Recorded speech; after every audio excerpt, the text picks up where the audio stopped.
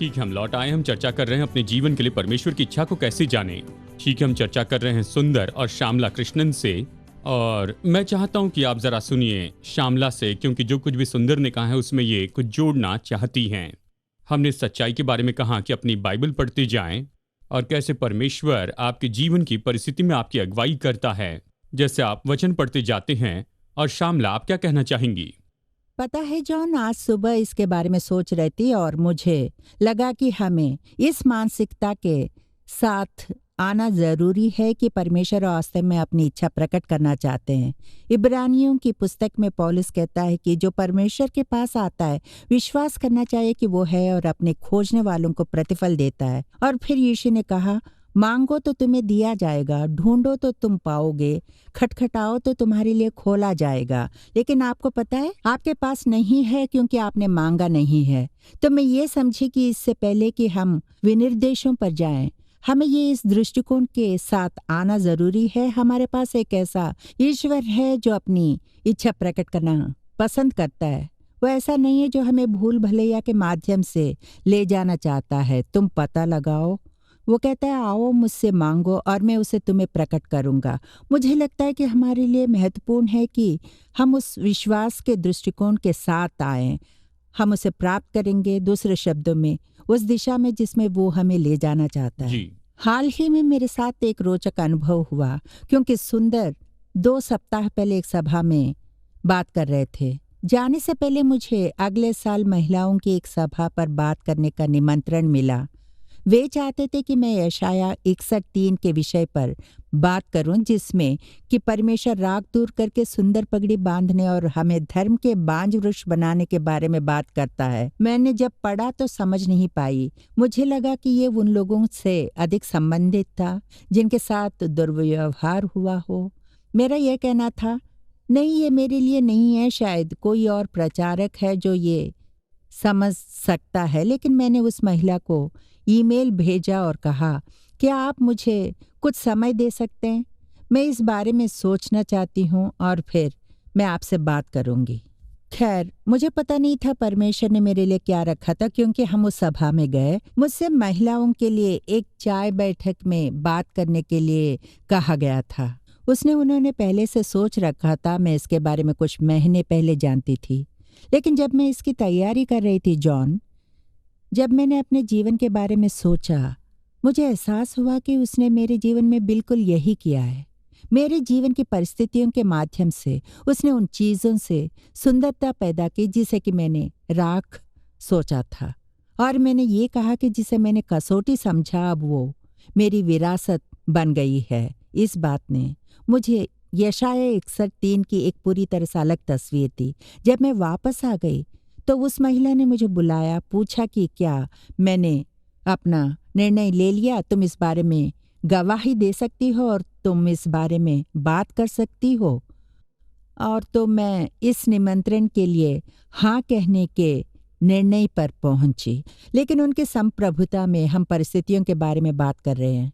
उन्होंने उस समय और उस सभा में उस घटना को बीच में डाल दिया था जहां मुझे अपने जीवन को देखना था और जो परमेश्वर ने किया था। इस बात ने मुझे यशाया 61:3 की एक पूरी तरह से अलग तस्वीर दी। मुझे पूरा विश्वास हुआ कि मैं कह सकती हूँ, हाँ, मैं बात करूंगी। मुझे लगता है जॉन, एक और दिलचस्प बात है। शाम को सुनकर मुझे एक और सिद्धांत याद आया कि जब परमेश्वर हमें प्रतिक्रिया में कुछ दिखाता है, चाहे वह उनका बोलना हो या मेरा यह वचन अपने घराने को आशीर्वाद देने लौट गया, जैसे हम पालन करना शुरू करते हैं तो पवित्र शास्त्र और अगला चरण प्रमाणित हो जाता है। तो हम इसके 3 दिन बाद आपसे मिलते हैं और अब यहाँ हम बहुत अलग सेटिंग में परमेश्वर की इच्छा पूरा कर रहे हैं। तो जब वह पवित्र शास्त्र के माध्यम से बात करता है तो वो आपको कुछ बताता है, उसके प्रति आज्ञाकारिता होना महत्वपूर्ण हो जाता है ताकि हम उसे सुनना जारी रख सके।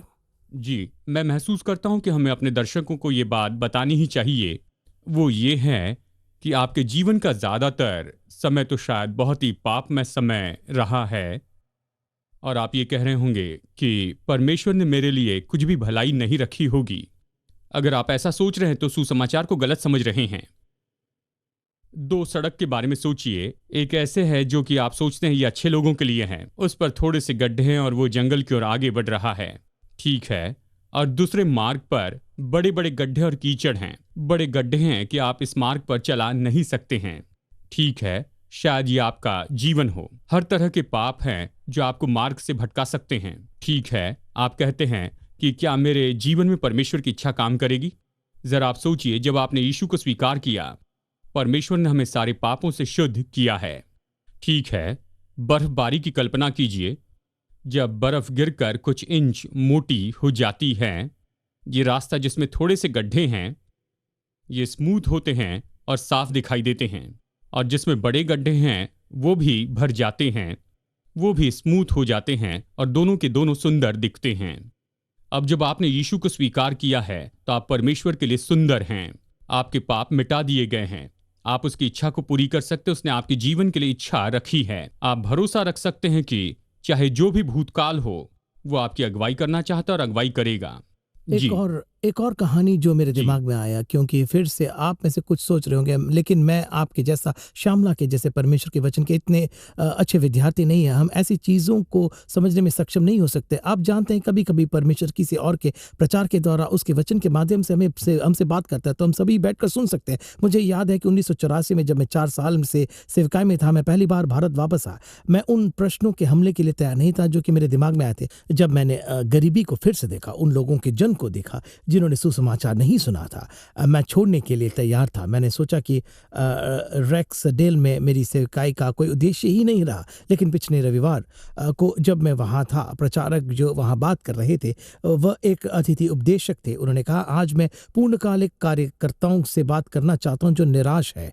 हर कोई जो सेवकाई में थे वे मंच पर बैठे थे, मैं अकेला एक था जो एक पूर्णकालिक कार्यकर्ता था। तो मैं खड़ा हुआ और उसने कहा, क्या आज आपके जीवन और सेवकाई से खुशी निकल गई है? मैंने कहा, वो मैं हूँ। परमेश्वर, तुम मुझसे क्या कहने वाले? उपदेश की ओर मेरा ध्यान आकर्षित हुआ और उन्होंने यीशु द्वारा पानी को दाखरस में बदलने के बारे में बात की और उन्होंने 4 बयान दिए। उन्होंने कहा, यीशु मंच पर ध्यान आकर्षित कर सकते हैं, लेकिन उसने आपसे यह करवाया। दूसरी बात, दाखरस की आवश्यकता थी, लेकिन उसने उन्हें पानी भरने के लिए कहा। तो आप जो कर रहे हैं वो आपके बुलावे के लिए अप्रासंगिक लग सकता है। तीसरा, केवल यीशु ही पानी को दाखरस में बदल सकता है, लेकिन पानी के बिना कोई दाखरस नहीं होगा। और चौथा, उसने अंतिम समय के लिए सर्वश्रेष्ठ को बचाए रखा था। तो जाओ और अपना काम खत्म करो। मैं एक पूरी तरह से बदला हुआ मनुष्य गया था। 33 साल के सेवकाई में वापस चला गया। तो मैं पढ़ नहीं रहा था, लेकिन परमेश्वर के वचन ने मुझे व्याख्या दिया और मुझे परमेश्वर के वचन की समझ दी। यदि आप पुराने नियम को देखते हैं तो कई बार वो कहता है कि तब यहोवा का यह वचन मेरे पास पहुंचा। मुझे लगता है जब हम पवित्र शास्त्र पर ध्यान करते हैं तब वो हमें सीधा आता है। जैसे कि सुंदर ने कहा, हमें किसी और के माध्यम से आ सकते हैं, जीवन की परिस्थितियों के माध्यम से, लेकिन मेरे ये अनुभव ने मेरे साथ क्या किया, वो एक बात जो मैंने बोलने के बारे में बताया था, जिसने मुझे याद दिलाया कि अविवेकपूर्ण और आवेगपूर्ण निर्णय ना लेना कितना महत्वपूर्ण है। क्योंकि मेरी पहली इच्छा उस महिला को उत्तर लिखना और ना कहना था। मैं बहुत खुश थी कि उन्होंने मुझे सोचने का समय दिया उत्तर देने के लिए, और जब मैंने निर्णय लिया तो वो उत्तर नहीं था जो कि मैं मूल रूप से लेने वाली थी। जबरदस्त शांति का एहसास हुआ कि परमेश्वर का वचन मेरे लिए आया था, ये कहकर कि यही वो रास्ता, इसमें चलो। तो ये मेरे लिए और जो कोई मुझे सुन रहा है उसके लिए एक सावधानी की बात है। जब आप निर्णय लेते हैं और परमेश्वर की इच्छा जानना चाहते हैं तो क्रोध या आवेग से करना सही नहीं है। सच है। ठीक है दोस्तों, हम बस शुरुआत कर रहे हैं। इस चार्ट का विचार तो बस यही है, वो ये है कि आप यहाँ पर मध्य में हैं और आपके पास में गाइड है जो कि बाइबल है, और आप जानते हैं कि ये तो बुनियाद है, और आपके पास बाइबल से जाने का चिन्ह है। परमेश्वर कहता, मैं चाहता हूँ तुम यहाँ जाओ। लेकिन इसके पहले कि आप बस शुरू करें, जैसे कि आपने कहा, जल्दबाजी न करें। कुछ बातें हैं जो आपको जांचनी हैं, और मैं चाहता हूं कि आप जान लीजिए कि ये सारी बातें आपको हरी बत्ती देती चली जाएगी। इसके पहले कि आप कहें, मैं विश्वास करता हूं कि ये परमेश्वर की इच्छा मेरे जीवन के लिए है। ठीक है, अगले हफ्ते हम आत्मिक वरदानों को देखेंगे और हम देखने वाले हैं परिस्थितियों को, ठीक है, या फिर हम बुद्धिमानी की सलाह देखेंगे। और मैं आशा करता हूं अगले एपिसोड में आप हमारे साथ में जुड़ जाइए।